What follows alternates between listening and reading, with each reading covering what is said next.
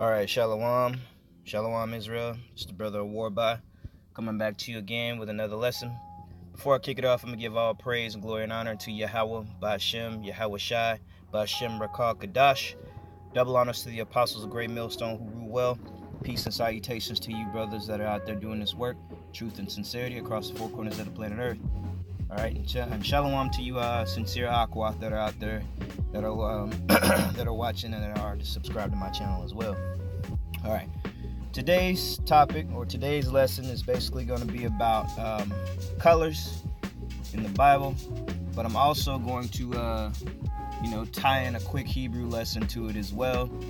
The reason for colors, colors help identify things, man. And it's a very important topic and thing to deal with, and it can be easily overlooked, but the Most High set it up to where colors help you identify different things, and it lets you know what to watch out for. I even knew that as a kid, growing up, in the places where I spent with my mom. The Lord had a spirit on me to just learn about, have the unction to learn about nature and all different types of things, whether it be animals, plants, whether it be seasons, times, everything. I just wanted to know about it. Well, one thing that I did learn through that is that I was able to identify what type of creature or plant or whatever, what it was or what it did, or if it was harmful or whether it was good for me or not, just by color, whether it had stripes, whether it had spots, anything, And so today what I'm going to do all through the Spirit is go through the scriptures and just point out some verses that are, key to color. All right. And with that being said, let's get to work. So the first scripture that I have that comes to mind, and it is a very, very popular one, is going to be Genesis. Okay, Genesis 25. 25 and 25.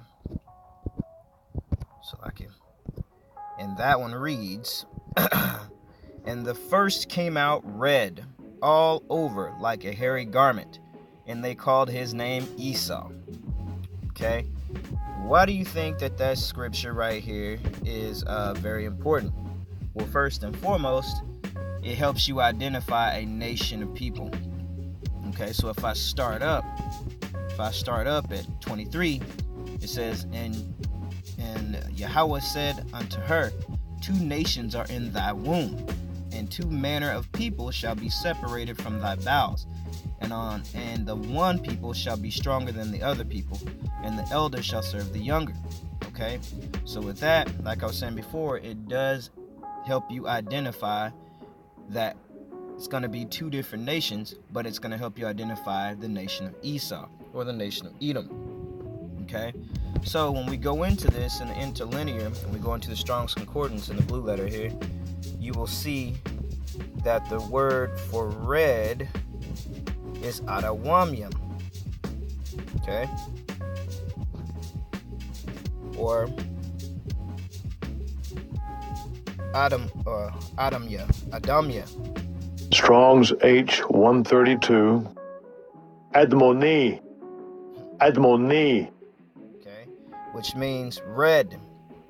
Okay, from the word Adam, the root word Adam, Adam, red. Okay, and that is the word, and that is how you are actually able to say red in Hebrew. Okay, just for FYI, just for starters. All right. Now, of course, when you go through a rainbow setting or a color setting, you usually go off the rainbow. Of course, we already know that the Lord made the bow, but there is no color for orange, or there's no Hebrew word for orange in the scriptures. So, of course, I'm just going to go to the next one, which is yellow. Okay. And the scripture that I have for that one is going to be in Leviticus. All right. Drop out of that one. Salakia, brothers. Bear with me for a second. Get back to my app here. Okay. this is going to be Leviticus 13 and verse 30. Okay. And this actually helps you identify. This is talking basically about a plague or a color of a situation that's going on with the beard or hair. Okay. This also helps you identify who the cursed and the leprous are. Okay. So this tells you also that blonde hair is a curse. For those of you that still think that, so-called white man or the Edomites that have blonde hair, that ain't no curse. Okay?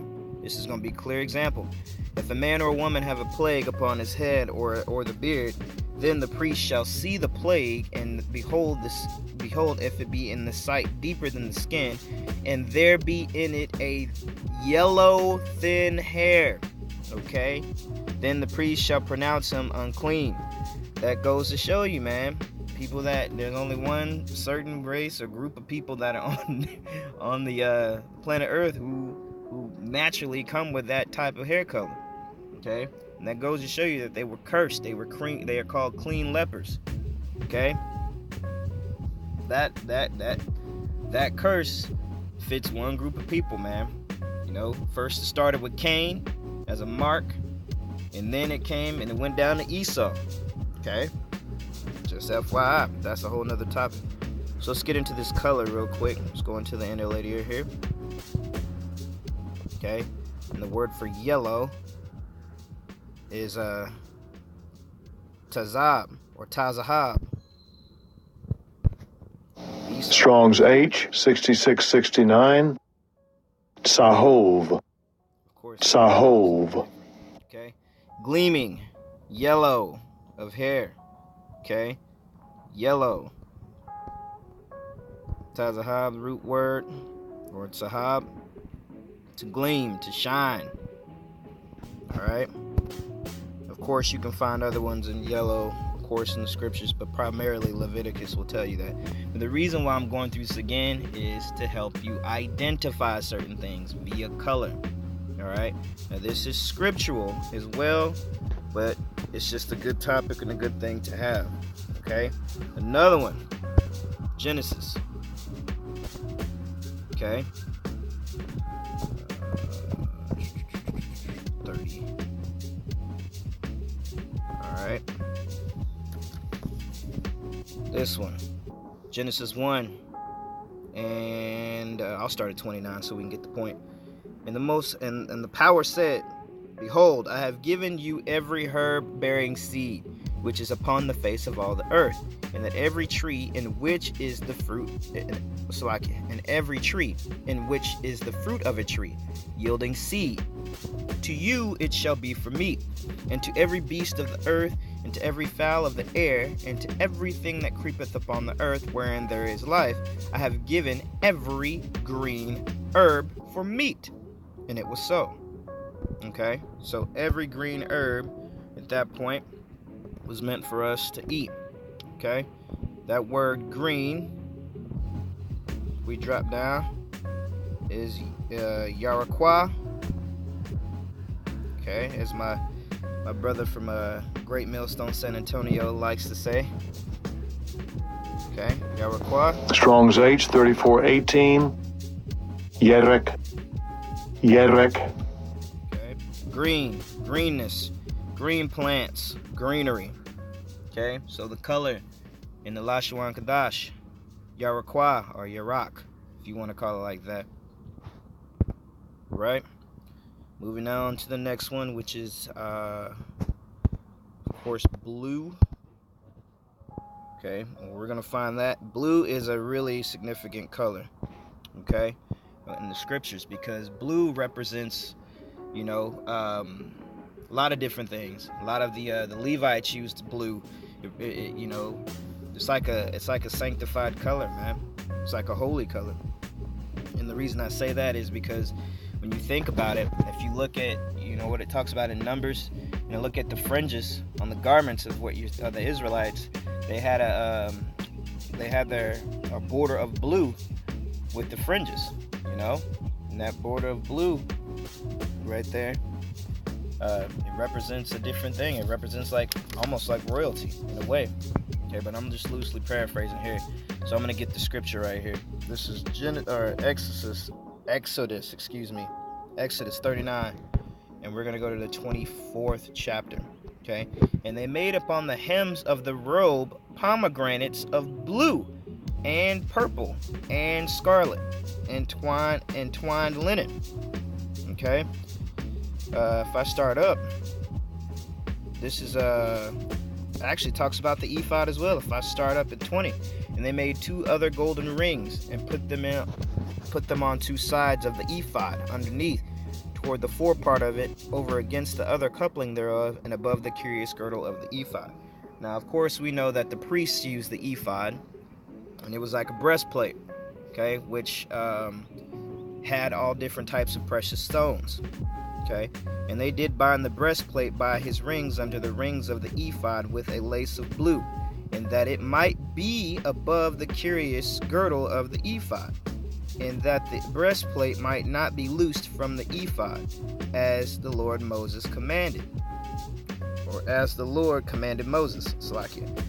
And he made the robe of the ephod of woven work of all blue. So if we go into blue, that word right there, blue, is going to be Thecaleth or Tekaleth. So Esau get Strong's H 8504. Techeleth. Okay, and that actually says violet stuff, violet thread, blue, brilliant red, deep purple. Okay, so obviously blue and violet get tossed around.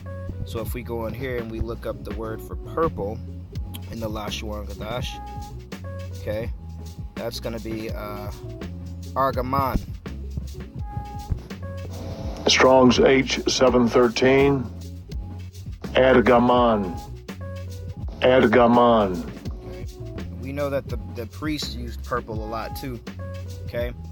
But these, again, man, I didn't want to make this one extremely too long. Of course, I had gold, brass, silver, and all those different ones, but I'm out here on my lunch break, so I wanted to make this a good lesson. I hope it was edifying to you, Akyam, you sincere Akwat that are out there watching as well.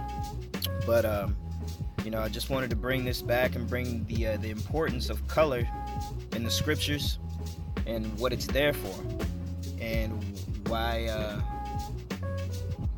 we as Israelites have to remember that that's an important thing, okay? Because it's an identifier, all right? So with that said, I'm going to give all praise, glory, and honor to Yahweh, Ba'ashem Yahweh Shai. Double honors to the apostles, great millstone who rule well. Peace and salutations to you, Akyam, that are out there doing this work. And with that, I'm again the brother of War Ba. Until next time, Shalom.